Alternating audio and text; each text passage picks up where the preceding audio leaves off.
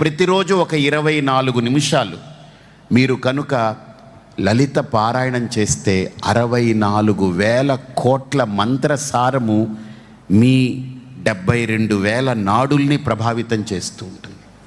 లలితలో ఉండే ప్రతి అక్షరం గుర్తుపెట్టుకోండి, ఎంత మౌల్డ్ చేయబడిందనంటే ఇది ప్రూవ్ చేయబడింది.